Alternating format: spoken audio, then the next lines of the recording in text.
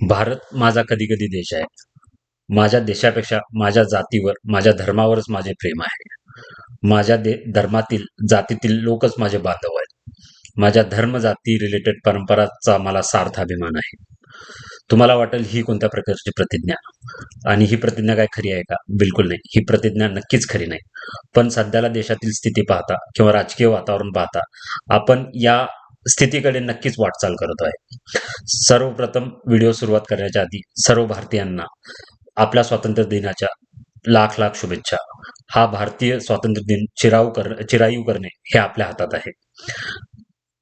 स्वातंत्र्य दिनाच्या इव्हेंटच्या गोंगाटानंतर, अत्युच्च राष्ट्रवादानंतर कोणीतरी देशातील सत्य परिस्थिती, आपण देश म्हणून कुठे आहे हे दाखवणं गरजेचं आहे. आणि हे प्रत्येकाचं कर्तव्य असलं पाहिजे.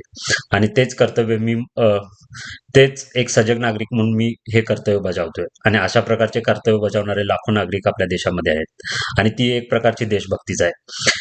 एका व्यक्तीच्या भक्तीमध्ये लीन न होता देशाची खरी स्थिती दाखवणं हीच एक प्रकारची देशभक्ती आहे. आणि तशाच देशभक्तीची गरज आज भारताला आहे. मला मान्य आहे की देश बांधवांमध्ये गर्व, आत्मविश्वास, आपल्या परंपरांचा अभिमान हा महत्वाचा आहे, जागवणं गरजेचंच आहे. पण फक्त आपल्या जुन्या परंपरांचंच गुणगान करत बसणे आणि आपल्या वर्तमानाकडे दुर्लक्ष करणे हे मला पटत नाही. तर अशाच पद्धतीचा समाजाला आरसा दाखवण्याचा प्रयत्न 1967 साली हिंदीचे कवी रघुवीर सहाय यांनी केला. तर 1967ला आपली राजकीय परिस्थिती जर तुम्हाला माहिती असेल तर त्यावेळा आणीबाणीचा काळ होता. इंदिरा गांधींची एक हाती सत्ता होती आणि लोकांच्या बेसिक अधिकारांवर गदा आली होती. तर कवीच हे काम करू शकतो. म्हणजे जे म्हटलं जातं ना, जे न दाखवे रवी ते दाखवे कवी. तर जिथे सूर्याची नजर पडत नाही तिथं कवीची नजर पोहोचू शकते. तर आदिनायक ही कविता त्यांनी 1967ला संपादित केली. तर या कवितेमधला नायक आहे हरचरणा. हरचरणा म्हणजे आम आदमी. आम आदमी त्याच्याकडे बेसिक सुविधांचा अभाव आहे. शिक्षण, आरोग्य किंवा अन्न, वस्त्र, निवारा या समस्यांबद्दल त्याच्यामध्ये जाण नाहीये. त्या समस्याच आहेत हे त्याला माहित नाही. तो असं समजत असतो की हे बाबा, हे देवाचा कोप झालेला आहे आणि आपल्याला असंच ठेवलेलं आहे आणि हे आपलं नाही असंच राहायला पाहिजे. तर ह्याला हे माहित नाही आहे, ज्या अधिनायकाची जो प्रशंसा करतोय, तर त्या अधिनायकाला पण आपण प्रश्न विचारले पाहिजेत. त्या अधिनायकाच्या कृतीमुळे ज्या गोष्टी झालेल्या आहेत, ह्याची जाण ही हरचरणाला नाहीये, सामान्य माणसाला नाहीये.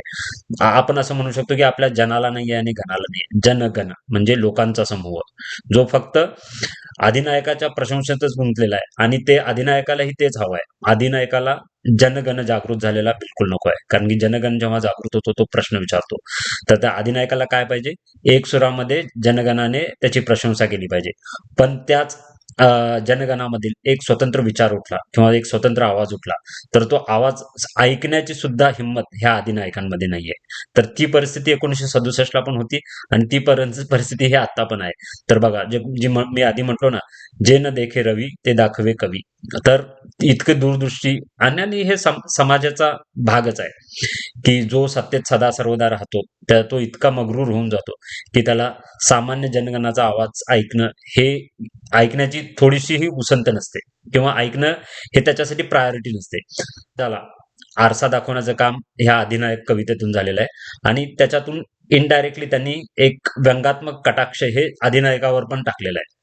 जनगण आणि अधिनायक ह्या दोन टर्मिनॉलॉजीला घेऊन ही रघुवीर सहायांनी केलेली कविता आहे. तर मी ते कवितेचा थोड्या ओळी वाचून दाखवतो. राष्ट्रगीत में भला कौन वह, भारत भाग्य विधाता है, फटा सुथन ना पहने जिसका, गुण हर चरना गाता है.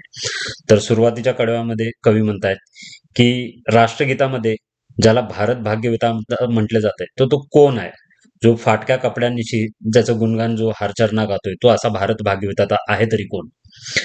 मखमल टमटम बल्लम तुरही, पगड़ी छत्र चंवर के साथ, तोप छुड़ा कर ढोल बजा कर जय जय कौन कराता है. जो आपल्या टमटमवर पगडी घातलेली आहे, पगडी आहे, मखमली वस्त्र घातलेले आहे, बलम तुरी सोबत जो येतोय, तो तोफ किंवा तोफ ढोल बाजा वाजवून आपली जय जयकार करतोय, तर तो भारत भाग्यविधाता कोण आहे? पूरब पश्चिम से आते हैं नंगे बूचे नरकंकाल, सिंहासन पर बैठ उनके तमगे कौन लगाता है, कौन कौन है वह जनगण मन अधिनायक वह महाबली डरा हुआ मन बेमन जिसका बाजा रोज बजाता है. म्हणजे पूर्व पश्चिम म्हणजे देशाच्या सर्व दिशांमध्ये बेसिक सुविधांपासून वंचित राहिलेले लोक आहेत आणि त्यांच्या सिंहासनावर हा अधिनायक बसलेला आहे. त्याला त्याचं काही देणं घेणं नाहीये. कारण की त्याची भुकी नंगी जनता जरी असली तरी त्याला पाहिजे काय की त्यांनी त्याचंच घाबरून का असेना त्याची जय जयकार करायला पाहिजे. तर तुम्ही हे जर बघाल तर याच्यामध्ये कवीचा जो दृष्टिकोन आहे तर तो अधिनायकालाच जनगणाचे प्रश्न इथे विचारलेले आहेत. जर जोपर्यंत आपण आपल्या अधिनायकाला असे कडवे प्रश्न विचारणार नाही तोपर्यंत हा अधिनायक हा लोकाभिमुख हा कधीच होणार नाही. पण आता सध्या असं झालेलं आहे ना, आत्ताचं असं नाही, आधीच्या काळात पण असंच होतं. तर जर सत्ताधाऱ्यांना जो प्रश्न विचारतो त्याला माओवादी, खालिस्तानीवादी, पाकिस्तानी असे पाकिस्तानी एजंट असे लेबल चिपकवायचे आणि त्याला तो आवाज दाबला जायचा. तर हेच सत्तेचं मोठं हे आहे. तर म्हणतात ना, सत्तेपुढे शहाणपण चालत नाही. पण आपल्यासारख्या शहाण्या माणसांनी ते शहाणपण सांगतच राहिलं पाहिजे. पंजाब, सिंध, गुजरात, मराठा, बंगाल, उत्कल, द्राविड ह्या सर्वांनी एक सुरामध्ये जर असे कडवे प्रश्न जर सत्ताधाऱ्यांना विचारेल तरच भारत हा आपला सुजलाम सुफलाम होईल आणि ते करणं हे आपल्या हातात आहे. आणि जर पूर्ण जनता अशी पेटून उठली तरच आपला देश सुजलाम सुफलाम किंवा प्रगत झाल्याशिवाय राहणार नाही. नाहीतर आपण कायमस्वरूपी प्रगतशीलच राहू, विकसनशीलच राहू. मलाही प्रश्न पडतोय, आपण किती वर्ष झालं स्वतःला विकसनशीलचा ठप्पा घेऊन फिरायचा. विकास होणार तर कधी? तर विकास होण्यासाठी सत्ताधाऱ्यांमध्ये क्लॅरिटी पाहिजे. सत्ताधाऱ्यांनी फक्त देशाला धर्म, जातीच्या याच्यामध्ये अडकवून जर ठेवत असतील तर जनतेनेही त्यांना विचारलं पाहिजे, बाबा माझ्या आरोग्याच्या विषय समस्यांचं काय झालं, माझ्या मुलाबाळांच्या शिक्षणाच्या समस्यांचं काय झालं, माझा महागाई काय वाढते, बेरोजगारी काय वाढते, असे कडवे प्रश्न हे सत्ताधाऱ्यांना विचारत राहायला पाहिजे. भले सत्ता कुणाची असो, भाजपची असो, काँग्रेसची असो, जनता ही सजग पाहिजे. सत्ताधाऱ्यांना कायम अंकुश ठेवला पाहिजे. तरच हा अधिनायक हा लोकांच्यासाठी काम करायला लागेल आणि आपला देश सुजलाम सुफलाम बनेल.